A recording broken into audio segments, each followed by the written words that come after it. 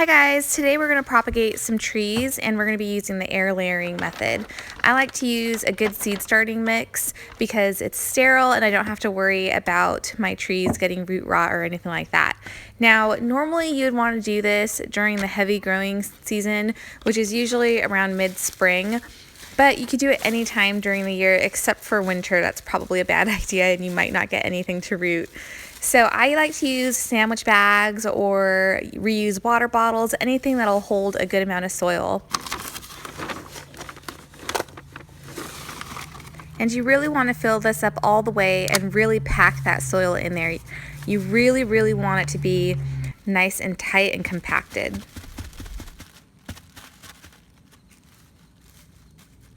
Now you can pack wet soil in this, but since I'm going to be using duct tape to seal up my bag, I'm going to water my soil after I have it packed. That way I don't have any wet soil on the outside of my bag and my tape will stick to this quite well. And I actually like to use a black duct tape because it kind of keeps the bag nice and dark so that the roots will root in there better. If you don't use something dark, it's going to take a lot longer to root, or you may not get really healthy roots.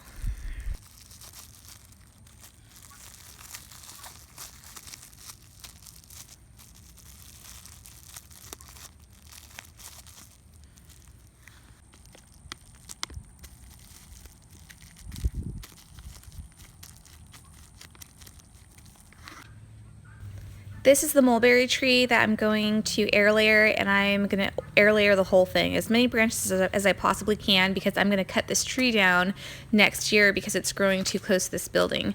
Now you want to pick a branch that's at least an inch or more thick, and you're just going to kind of make two slices because we want to cut out about a 2-inch section of bark. Air layering is a really great way to propagate trees because you can get bigger trees faster and also healthier trees to plant.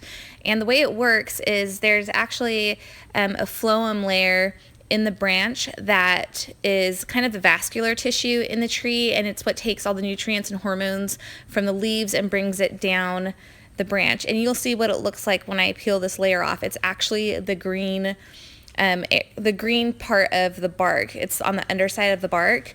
That's also the cambium layer, and the cambium layer is in that green and on the branch. So we're going to need to scrape off that cambium layer, and you're going to know what it is because it's the wet part of the branch. Once you see it getting really fibrous, when you start scraping, you'll know you've got it all, and you're going to do this all the way around. This is really important because we want to cut off that cambium layer and the phloem layer because we want the hormones and nutrients to stop where we've cut the bark, because if we do that, once we wrap the soil around there and it's really dark, it's going to shoot off roots. If you don't have soil there and it's not dark, it's going to either shoot off branches or it's just going to scar over. And this is the reason why we want to scrape off all of that cambium layer, because if we don't, it's just going to build new bark or scar over. And we don't want it to do that. We want it to make roots. So now I've just made a deep slice in my bag of soil, and we want to make sure the soil goes completely around the area where we've cut the bark off, and then we're going to tape it shut with some black duct tape, and I'm going to wrap this whole thing in this black duct tape. I am leaving the ends exposed because I want to be able to check on this and see that the roots are developing in there. And I'm going to leave this on this branch for at least 2 months before I cut this branch off and pot it up and plant it in the spring. Now this particular branch is at least 5 feet long and it's got several branches coming off of it. So I know that in about a month's time, once I see this rooting, I might want to put a bigger container on here or a bigger bag of soil on here so it can root even more, because I do need a lot of roots on this branch in order to be able to cut it off and have it survive when I transplant it.